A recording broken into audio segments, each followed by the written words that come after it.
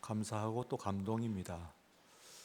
우리 남성들의 목소리가 화음을 해도 좋고 이렇게 유니손으로 힘차게 나가면은 치유력이 있는 것 같아요. 그렇죠? 치유력이 있어요. 우리의 심령에 대한 우선 다듬어지는 것 같은 그런 느낌, 그런 느낌이 있고, 오늘 앞에 서 계시는 분들 보니까 우리 장로님들부터 시작해가지고 이젠 젊지도 않습니다만 그래도 그 중에서는 서 있는 분들 가운데서는 동생들 자리를 좀 하고 희망을 엿보는 그런 자리였습니다.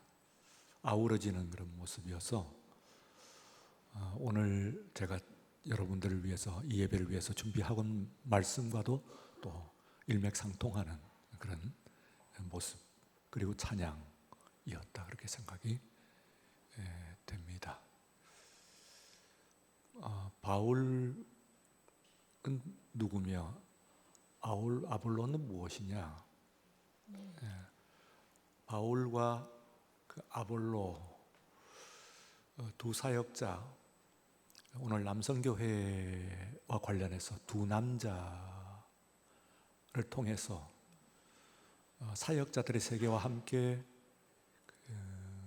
남자들의 세계라고 하면은 어쨌든 사역자들도 남자면 남자니까 남자들의 세계를 좀 들여다보며 그 안에서 일어나고 있는 문제가 무엇이라고 하는 것을 한번 더듬어보고, 그리고 사도 바울이라고 하는 이 위대한 사역자는 거기에 대해서 뭐라고 말하느냐, 어떤 해법을 제시하느냐. 오늘 말씀 가운데 실로 놀라운 해법을 제시하고 있습니다. 그 어디에서 찾아보기도 어려운, 예를 찾아보기 어려운 실로 놀라운 해법을 그는 우리들에게 제시해주고 있습니다. 그래서 오늘 이 말씀 여러분들이, 남성교회 여러분들 마찬가지겠습니다만 물론 또 우리 온 교우들 여러분들이 가만히 읽어보면은 우리가 하는 영적이라고 하는 말이 뭔가 하는 것을 그야말로 보여주는 거예요. 그 무슨 말이냐 하면은 흔히 또 한간에 특별히 한국 정서에서 우리가 영적이라고 하는 말이 정서적인 말을, 감정이 풍부하다는 말과 좀 비슷하게 들려요. 그렇게 이해를 해요. 그렇게 받아들이죠.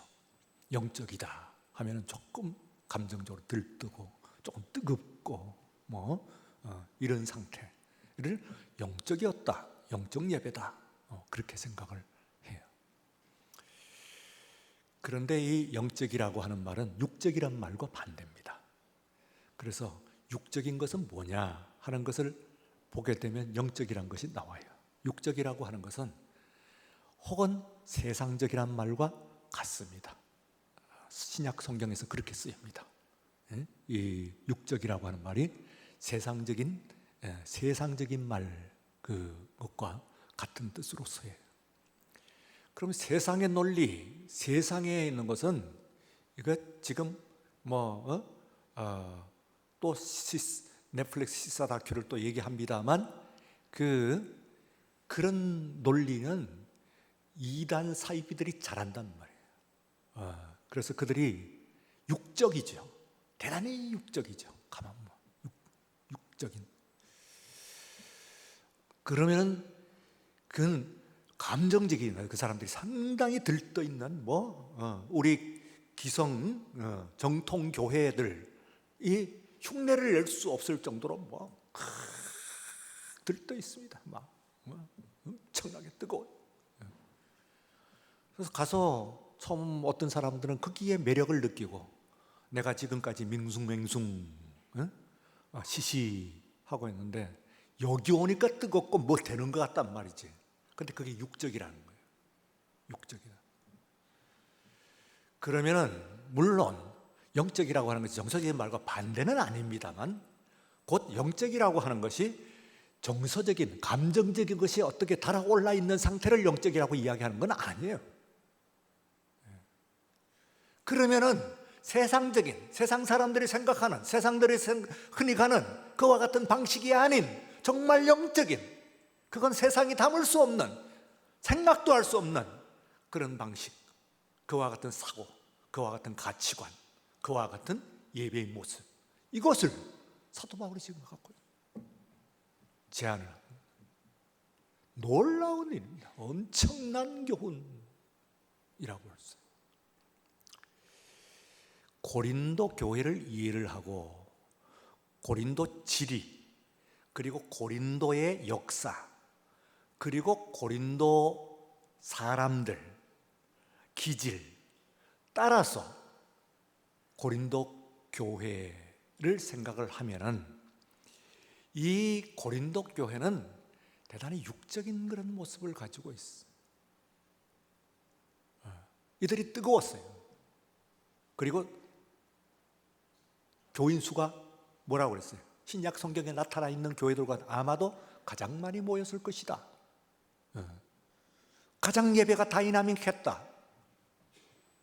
그런데도 이것을 육적이라고 이야기하지 않아요. 나는 너희들을 영으로 먹이지 않고 너희들은 육으로 어린아이처럼 대한다. 제대로 된 음식, 영적인 음식을 먹이는 것이 아니라 아예 너희들은 저주로 먹여야 되겠다. 이렇게 이야기를 해요. 왜 그럴까? 우선은 지리를 봅니다. 보시면은 이 고린도가 크게 보면은 발칸 반도라고 하는 반도, 그 밑에서 보면은 그리스 반도 혹은 헬라 반도라고 하는 반도에, 그 북쪽을 또 따로 해갖고 마게도니아 반도 뭐 그렇게 이야기하는데 어쨌든 반도입니다. 어쨌든 크게 보면은 발칸에 이어져 갖고 마게도니아 그리고 헬라에 이어져 가지고 제일 마지막에 있는 그 반도가 펠레폰네소스 반도라고 하는 반도예요. 반도 중에 반도죠. 반도 중에 반도. 사진을 여러분들이 그림 그 지도를 한번 보시면은 그 지도 가운데서 나오는 펠레폰네소스 그 반도의 지도가 있어요.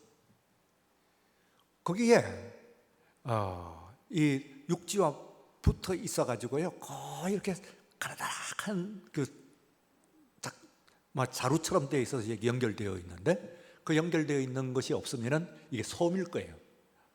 그리스 반도와 구분된 펠레폰네소스 섬일 텐데, 이게 잘록하게라도 땅이 살짝 붙어 있으니까 그나마 그것을 그 중에서도 반도 중에서도 반도인 펠레폰네소스 그 반도라고 이야기합니다. 근데 이거는 여러분들이 역사 조금 관심 있는 분들은 펠레폰네소스 하면 오늘 지금 벌쩍 머리에 떠올랐을 거예요. 왜요? 유명한 전쟁하고 관련되어 있어요. 펠레폰네소스 전쟁이 있습니다.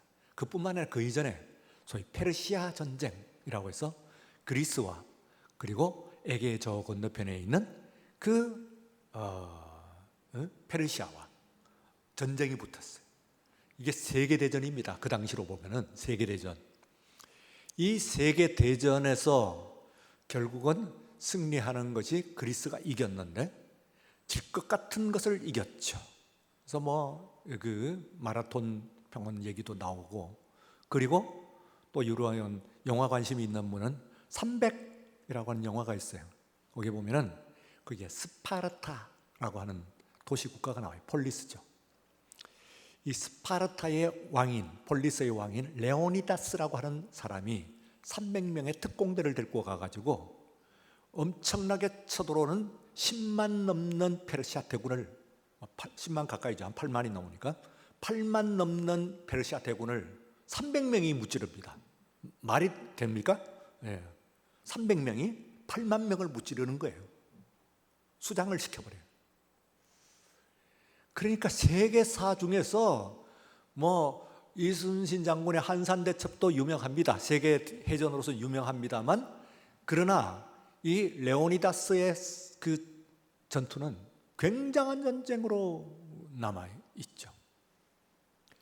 아까 얘기했던 제가 그 펠레폰네소스 전쟁은 그 전쟁을 이기고 난 다음에 이 도시국가들, 폴리스들이 여기저기 있는 건데 그 중에서 제일 강한 두 개의 폴리스가 아테네와 그리고 스파르타예요. 이 스파르타가 앞으로 아테네와 싸우는 전쟁을 가지고 펠레폰네소스 전쟁이라고 그래요. 왜냐하면 스파르타가 있었던 반도가 펠레폰네소스 반도예요.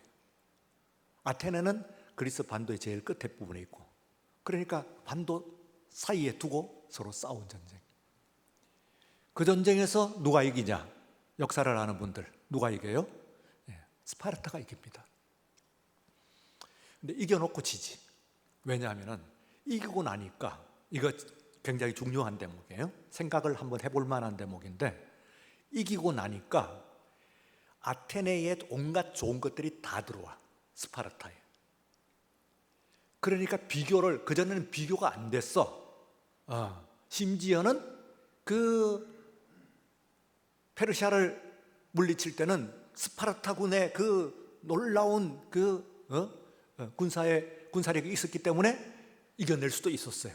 그러니까 뭐 굉장한 그런 나라인 줄 알았는데, 막상 이 두 폴리스가, 양대 폴리스가 전쟁을 하고 난 다음에 그 다음에 아테네가 졌어요. 그래가지고 역사적으로 신조어를 만들어내요. 플라톤이라고 하는 사람이 신조, 그 전에 없던 말이에요. 신조어를 만들어내는 게 레푸블리카 하는 말을 씁니다. 이게 굉장히 유행어가 돼가지고 지금은 어느 나라든지 다 레푸블리카라는 말이 들어가요. 리퍼블릭, 우리도 들어가요. ROK 하는 우리말이 리퍼블릭 오브 코리아 이럽니다. 북한도 공화국이다 그렇게 이야기해요. 자기들은 이 공화국이다 하는 말을 최초로 쓴 사람이 플라톤이에요. 이 플라톤은 그 말을 처음 만들어낸 거예요. 그 뒤부터는 뭐 워낙 유명한 말이 돼가지고는 어느 나라든지, 물론 다 쓰는 건 아니라 많은 나라들이 전부 리퍼블릭. 그거 왜 썼냐 하면은, 이상하다, 어떻게 아테네가 훨씬 민주적이고 우수한 나라고, 철학도 있고 학문도 뭐 다 우수한데 군사적으로만 센 그런 이 문화적으로는 야만인 스파르타에 지냐 하고 쓴 책이 바로 레푸블리카라고 하는 책입니다. 굉장히 중요한 정치학 책으로서는 최초로 의미 있는 그런 책이라고 그렇게 생각할 수가 있어요. 어쨌든 이 스파르타가 있던 지역이, 물론 지금도 있습니다. 그러나 뭐 지금은 뭐 옛날 다 멸망됐다가 겨우 만들어 놓은 거니까, 이 지역에 신약 성경이 쓰여질 쯤에 스파르타는 이미 쇠했고, 그리고 이 펠레폰네소스 반도에서 뜬 새로운 큰 최고의 도시는 어디냐 하면 그게 바로 고린도입니다. 그 옛날에는 펠레폰네소스 반도의 최고 하면은 그 지역을 이제 아가야 지방이라고 그러는데, 펠레폰네소스 반도 지방을 아가야 지방이라고 그래요. 그 사람이 우쭐한 거예요. 우리 저 본토 이게 별로 우리가 더 나아 하고 생각을 했던 사람들이 더 이제 자기가 더 우월하다고 생각을 하고 갖고 있는 의식으로 부르는 거예요. 아카야 지방입니다. 그러니까 고린도 그리고 갱그레아 뭐 이런 지역들이 그게 속하는 거죠. 그래서 무슨 얘기냐면은, 원래 지역적인 우월감이 엄청나. 옛날부터 스파르타는 본토에 있는 아테네와 싸웠어. 그러니까 뭐 싸워오면서 이겼어. 그것도 지지도 않고 이겼어. 그러면 그게 그대로 역사적인 그런 자존감으로 그대로 유지가 됐어요. 그래서 이 고린도는 펠레폰네소스의 주도로서 말하자면 굉장히 자존감이 높은 지역입니다. 그 다음에 이제 계파, 남자들이 잘 따지는 소위 계파입니다. 계파 좀 따지시죠. 저도 사회생활, 목회자입니다만 목회자도 또 나름대로의 사회생활이 있어요. 보니까 그 사회생활을 하면서 계파라고 하는 걸 많이 배웁니다. 그래서 남자들은 아닌 게 아니라 꽤 따진다 그런 생각을 해요. 어느 학교 나왔냐, 어느 출신이냐, 나이가 얼마냐, 계보가 어떻게 되냐, 누구 밑에서 배웠냐, 막 따집니다. 그런데 이제 이 바울과 아볼로를 얘기하면 바울은 소아시아 지역의 다소라고 하는 곳에서 태어났어요. 이번에 지진 난 데서 그렇게 멀지는 않은 곳이에요. 지진 난 지역 근처라고 보시면, 조금 북쪽이긴 합니다만 근처라고 보시면 될 것 같아요. 거기서 태어나서 자란 사람이에요. 나중에 유학을 예루살렘으로 갔어요.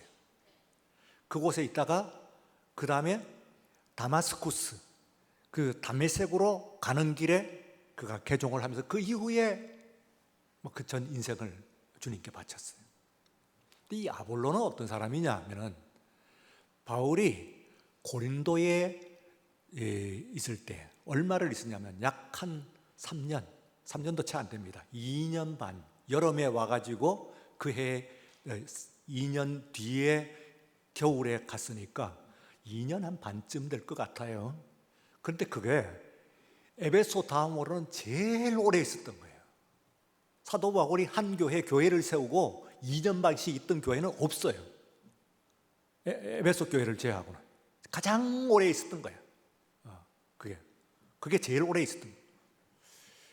그러니까 굉장히 공을 들였던 건데, 이때 한 2년 반 체류를 하면서 한 1년쯤 지났을 때 누구를 만나냐면은 한 부부를 만나요. 근데 이 부부는 원래 로마에서 살던 사람인데 유대인이긴 한데, 그러나 로마에 살던 사람이 이 고린도로 쫓겨왔어요. 왜 쫓겨왔냐면은 그 당시 로마 황제가 클라우디우스라고 하는 왕인데, 성경에 나온 글라디오라고 하는 황제인데, 이 사람이 쓴 정책이 반유대 정책이에요. 반유대 정책의 실제적인 실행 정책 중에서 로마 시내에 있는 유대인들은 일단 다 나가라, 짐 싸갖고 나가라, 이게 돼 있어요. 그래서 이 사람들이 유대인이기 때문에, 그러니까 지금 이 히틀러가 처음 그런 건 아니에요. 유대인의 역사가 그냥 눈물 얼룩져. 그래서 이 사람들이 로마에 멀쩡히 살다가 거기 있는 모든 것을 전부 다 접고, 그리고 쫓겨와서 어딘가 로마 아닌데 딴 데 가면 돼. 그래서 간 곳이 고린도예요. 사도 바울은 선교하면서 쭉 내려가다가 마게도니아 나하고는 쭉 내려가다가 아테네에 거쳐가지고 여기 왔단 말이에요, 마지막으로. 그런데 1년쯤 지난 다음에 로마에서 온 이 두 부부를 만나는데, 이 부부는 특이해요. 둘 다 헌신도가 아주 강하지만, 그러나 언제나 성경에서 나올 때 한 군데는 그렇게 안 나오는 데가 있는데 부인부터 먼저 이름이 나와요. 브리스길라 혹은 브리스가, 프리스카, 그런데 브리스길라와 아굴라, 이런데 브리스길라가 부인이고 아굴라가 남편이에요. 아쿨라 하는 사람이에요. 그런데 그건 지금으로부터 2000년 전 고대 세계를 생각한다면은 이건 굉장히 이례적인 겁니다. 어떻게 그 부인 이름을 먼저 내요? 같이 언급하면서 아예 부인만 얘기하면 몰라도. 그래서 이제 그만큼 부인이 아주 출중하죠. 뛰어나고 적극적이고 헌신적이고. 이 사람을 만났는데, 이게 왜 두 사람이 어울리냐면은 직업이 같아요. 업종이 같아. 업종 뭐냐면은 장막, 텐트를 만드는 거예요. 텐트 메이커. 이게 바울도 텐트 메이커고 브리스길라와 아굴라도 텐트 메이커예요. 사도 바울이 집안도 괜찮고 배운 것도 많고 그 당시 요즘으로 박사라고 그러던데 텐트 메이커입니다. 하는데 유대인들의 사고 방식이 그래요. 유대인들은 지금도 세계적인 유전학자 하면서도 안경 만드는 사람, 또 세계적인 그 경제학자 이러면서 양목 만드는 사람 이렇게 될 수 있어요. 왜? 유대인들은 창세기 그 성경책을 딱 펴놓으면은 하나님이 일하는 노동하는 하나님으로 나와. 예. 그래서 굉장히 노동을 존중을 해요. 예. 유대인들은 노동을 존중을 해. 그래서 하나님은 노동신이야. 노동신. 처음부터 시작될 때 노동신. 그러니 사람이 일하는 건 굉장히 중요하게 생각을 하죠. 그래서 노동, 유대인들이 지금 막 하면서도 우리들 생각할 때는 아니 세계적인 뭐 노벨상 타고사는 하면서 무슨 뭐 양구두를 만들어? 하지만 만들어요. 예, 그 사람은 나름대로 목공하고 뭐 이렇게 하는 것을 굉장히 존중을 한단 말이에요. 예수님께서 목수의 아들이라 할 때 우리 생각하고 달라요. 아, 목수의 아들, 아이고 노동자. 어렵게 살긴 했습니다만 예수님이 그래가지고 이 사회의 저 밑바닥이라는 그런 얘기는 아니에요. 랍비로 당장 대우를 해줬어요. 예수님께서 나오셨을 때 그 사람들이 랍비라고 불렀어요. 자, 업종이 같아가지고 거기서 이제 같이 동업이 된 거죠. 그래서 사도 바울은 고린도 교회에 있는 동안에 있어서 교회에서 사례를 안 받아도 됐어요. 그 선교를 일컬어서 자비량 선교라고 그래요. 자기가 벌어가지고 선교, 나 먹고 살고 그 다음에 선교한다. 그래서 자비량 선교다. 그렇게 고린도 교회에서 했던 방식입니다. 그게. 자, 그러고 난 다음에 이 바울이 2년 반 있었으면 많이 있었던 거지. 그래서 돌아가는데 에베소로 돌아갈 때에 그 브리스길라와 아굴라가 거기에 그냥 머무른 것이 아니고 바울을 따라가요. 에베소까지. 친해진 거죠. 예? 그리고 종교도 하고 배움도 있고 따라가요. 그런데 이곳에서 에베소에서 누구를 만나느냐 하면은 이 사람은 족보가 어떻게 다니냐면 알렉산드리아라고 하는 곳에서 났어요. 알렉산드리아는 이집트인데요. 아프리카, 말이 아프리카이지 헬라의 중심 도시입니다. 알렉산더 대왕이 아예 작심하고 아테네, 스파르타 그 이상의 그 도시를 만들겠다 하고 만든 도시가 알렉산드리아니까 그 당시에 세계 최고의 도서관이 알렉산드리아에 있었어요. 그러니까 지금으로 얘기하면 하버드 대학이 거기 있다 그 말이에요. 말하자면은. 그러니까 학문이 뛰어나고 그 다음에는 많이 배웠지 이 사람이. 그리고 이 사람이 그 그리스의 그 중에서는 학문 중에서 어디를 굉장히 중요하게 생각하면 웅변학. 여러분 하고 웅변하는 걸 굉장히 중요하게 생각을 해요. 학문의 한 방법 중에서 수사학이라고 하는 그 말을 잘하는 거예요. 그런데 계보로 보면 어떻게 되냐면 이때 에베소에서 이 사람이 누구를 만나가지고 수학을 하냐면 바울을 만나지 않습니다. 가만 보면 성경을 찾아보세요. 누구를 만나? 브리스길라와 아굴라를 만나고 이 두 부부가 그 아볼로를 가르칩니다. 구약밖에 모르던 사람을. 신약도 조금 알아요. 앞에 있는 요한의 세례는 알아요. 그 정도까지만. 근데 구약만 안다는 그 뜻이지. 유대교인이에요. 유대교라니까. 이 사람한테 예수 그리스도의 도를 전하는 거예요. 그래서 그리스도인이 됐어요. 근데 여기서 우리가 주목해야 될 거 있어요.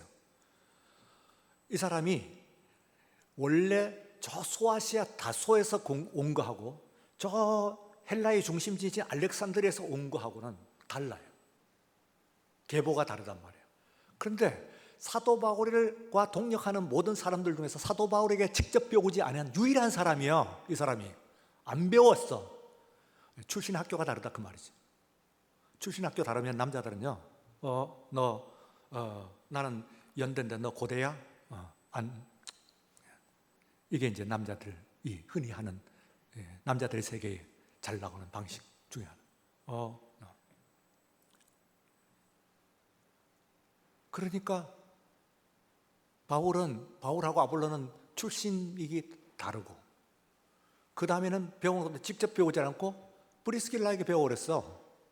그리고는 브리스길라한테 어느 교회 얘기를 들었냐면 고린도 교회 얘기를 들어요. 브리스길라가 얘기했겠지. 성경만 가르치는 게 아니라 고린도 교회가 가망이 있다. 브리스길라 고린도 교회에 힘이 있다. 예, 이거 중요하다. 이 얘기를 들어요. 바울 앞에 와갖고는 뭐라고 요구를 하느냐면은 그러니까 바울 캠프에 들어오긴 됐지. 캠프에 들어오지만은 계보적으로 다르다 그 말을 제가 하는 거예요. 그래서 바울 고린도 보내주세요. 뭐 고린도 한 번 듣고 말해요. 저 고린도 보내주세요. 고린도에 비전이 있습니다. 고린도 교회 비전이 있습니다. 자꾸 얘기하니까 바울이 또 뭐 의욕도 있는 것 같고 똑똑한 것 같고 또 다른 대안도 별로 없는 것 같고 거기가 또 문제가 좀 많은 교회라서 아무나 시시한 사람 보낼 수도 없고 보냈는데 출신 계보가 다르고 직접 그게 아닌데다가 여러분들이 고린도 후서 10장 10절을 보면은 고린도 교회 교인들이 아볼로 이 교회를 창립한 일대 목사님인 바울과 그리고 뒤에 목사님인 아폴로를 이제 우리말로 아볼로라고 하는데 아폴로 이 두 목사님을 비교하는 데가 나와요. 그래 보니까 뭐라고 얘기하냐면은 그전에는 몰랐는데 아폴로 목사님한테 설교를 들으니까 가슴이 휙 뚫리는 것 같아. 시원한 거야. 그러면서 바울을 뭐라고 평가를 하냐면은 글을 받았을 때는 힘이 있고 조리가 있는데 그런데 딱 만나면은 힘이 없어. 그리고 밍밍해. 그리고 설교가 시원치 않아. 시원한 느낌이 없어. 그런데 아볼로는 그에 비해서 뭐라고 평하냐면 이 사람은 유창한 사람이야. 시원하게 뚫어주는 사람이야. 그냥 선포를 아멘이 터져 나오고 막 시원하게 짝이 없어. 막 엄청나게 좋은 거야. 속이 다 시원해. 그래서 사도 바울은 글을 보면 조리가 있고 뭐 이게 말이 되건 같고 뭐 탁탁 맞추고 뭐 하는데 설교는 시원찮아요. 답답해요.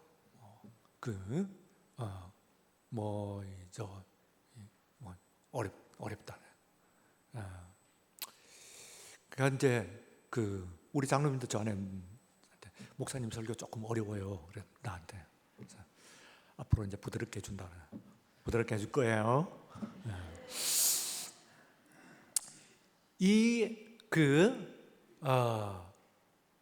바울이 그래요. 히브리스를 넣으면 13권이고 히브리스가 글쎄 바울 거 아닌 것 같은데 하면은 12권입니다. 사도 바울이 쓴 게 12권. 거기다가 사도 바울의 제자 누가가 쓴 누가복음과 사도행전까지 걷다 보려면요 신약 성경의 3분의 2 토막은 사도 바울 거예요. 우리가 하나님 말씀이라고 하는 신약 성경 3분의 2가 그렇다니까요. 바울 거야. 그러면 뭐 끝난 거야. 게임 오버야. 이거 완전히 바울의 손에 다 들어간 거야. 남아있는 글이 그의 것만 남았으니까 그만큼 권위가 있단 말이야. 그래서 이 바울이었는데 그래도 뭐 글만 읽고 있는 것은 아니니까 설교도 또 듣고 해야 되니까 근데 말 유창하고 웅변 휘젓는 거 그러다 보니까 장단이 뚜렷해요.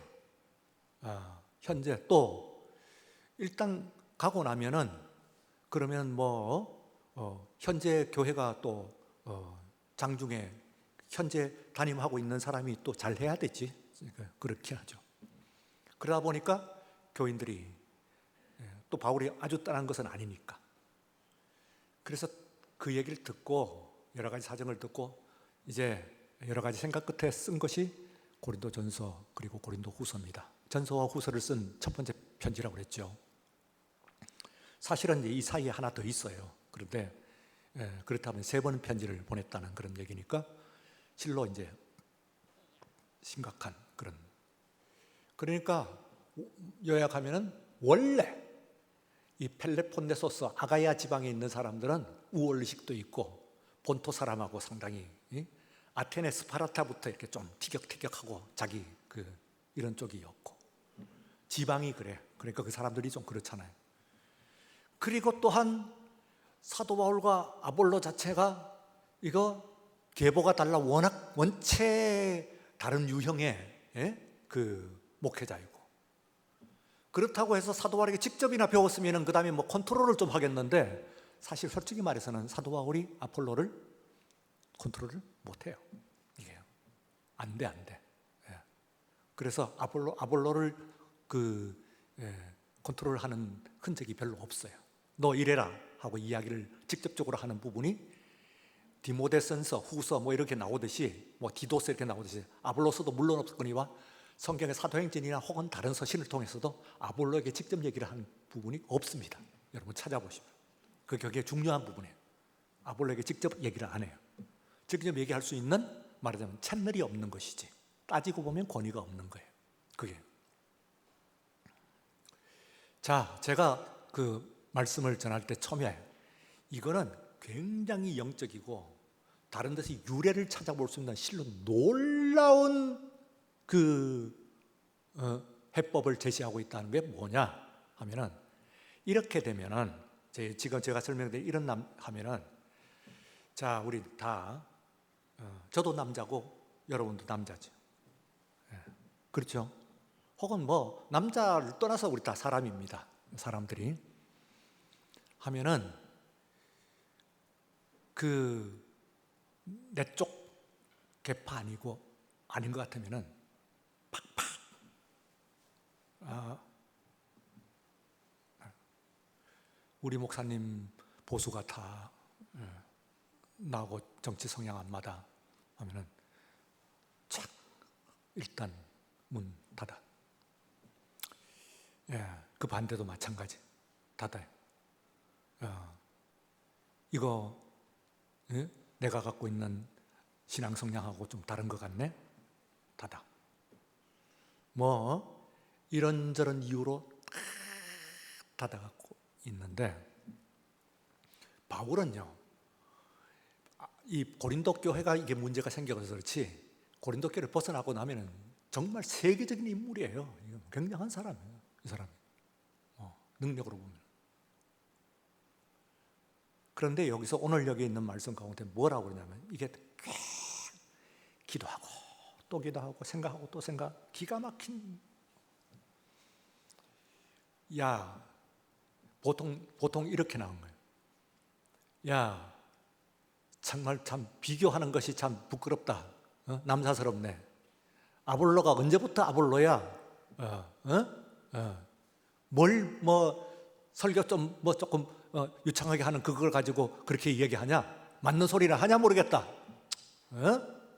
내가 쓴 성경이 얼만데 지금까지 세운교는 얼마야?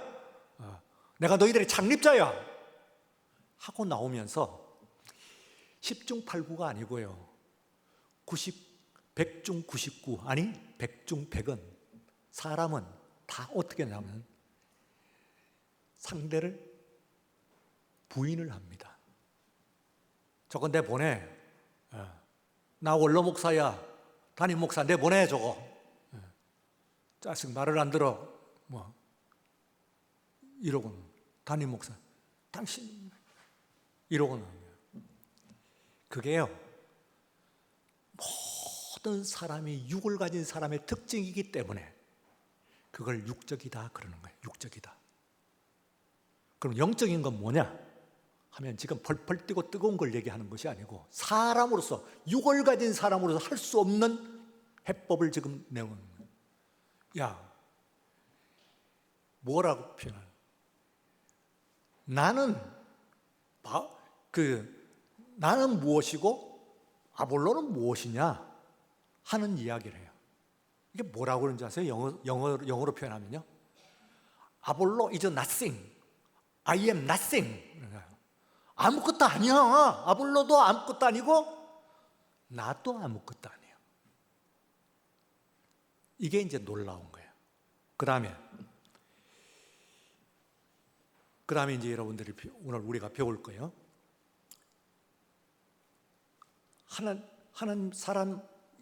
하나님께서 쓰시는 우리의 도구야, 일꾼일 뿐인데 일꾼의 사역에 겹치지 않고 내용이 달라. 말하자면은 나는 심었고 아볼로는 물 줬어. 예. 그런데 심어봐야 썩으면 그만이고 물 줘도 안 자라면 그만이지. 그런데 나서 자라게 하는 이는 누구시냐고요? 하나님. 아멘? 이 아멘이 나와야 되는 거예요. 이 아멘을 영적이라고 하는 거예요. 이 아멘이 바로 여기에서 제안하고 있는 사람으로서, 육을 가지고 있는 사람으로서 할 수 없는 거란 말이에요. 바울이 하고 있다고요. 놀라운 일이에요.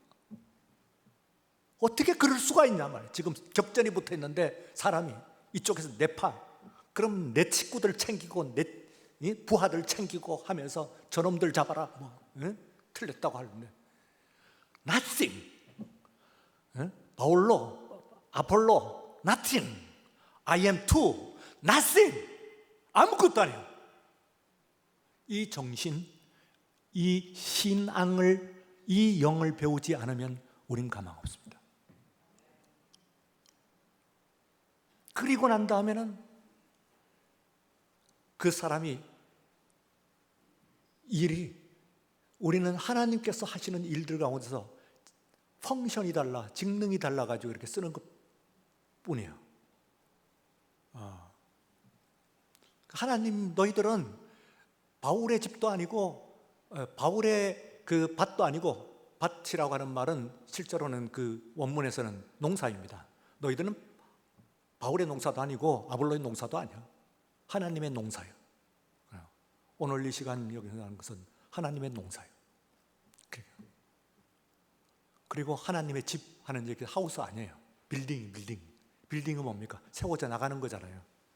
그러니까 너희들은 하나님의 빌딩이야. 이거야.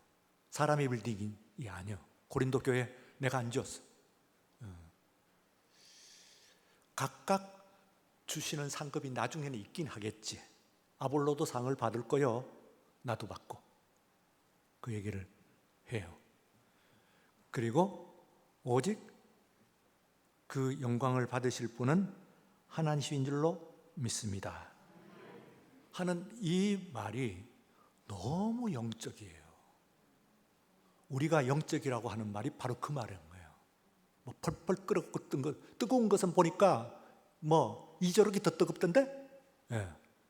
만민중학교에 제법 뜨겁죠? 예, 뜨거워요. 따라갈 수가 있게. 그러면 더 영적이기 위해서 더 뜨거울까? 우리는 아주 막 부수고 튀고 할까? 못 따라가요. 그러나 그건 육적이란 말이에요. 예. 진짜 영적인 것은 나를 내려놔야 돼요. 그리고 여기에 배운 것은 이런 사람이 없어. 이 세상에서 아무리 제가 이 세상에서 성자연 해도 딱 자기 이해관계 걸리고 어쩌고저쩌고 하면 그냥 벌써 눈 돌아가는 게 다른 거예요. 아니, 못합니다.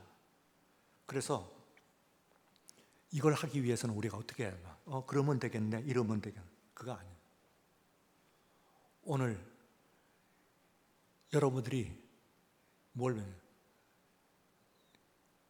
영적이기 위해서는, 다 같이 영적이기 위해서는 육을 내려놔야 됩니다. 영적이기 위해서는 먼저 육을 내려놓아야 됩니다. 그거 안 내려놓고 백날야기도 소용이 없어. 이런 것을 모범으로 보여주고 이렇게 가르치는 사람은 이 세상에 없어요. 바울은 실로 이 사람을 가지고 무슨 이론가고 어떻게 글 쓰는 사람이고 어떻게 이야기할까요? 실로 놀라운 그 제안을 교회에 하고 있습니다. 고린도 교회에 했던 그 제안이, 해법이 오늘 21세기 한국 교회도 유효합니다. 그래서 여러분들에게 이런 다른 거 없어요. 육을 내려놓으십시오. 그러면 오늘 이 시간 하나님의 영이 여러분들 가운데 역사하실 줄로 믿습니다. 거룩하고 자비롭고 은혜로우신 우리 하나님 아버지, 밤 시간에 우리를 함께 모으셔서 귀한 말씀으로 다스려 주시니 우리는 거기에 굴복하게 하여 주옵소서. 사람의 자랑, 사람의 업적, 사람의 지식이 아닌 하나님 앞에 우리 모두는 자기의 육을 내려놓는 오늘 이 시간, 그것을 연습하는 예배가 되게 하여 주시옵소서. 예수님 거룩하고 존귀하신 이름으로 기도리옵나이다. 아멘.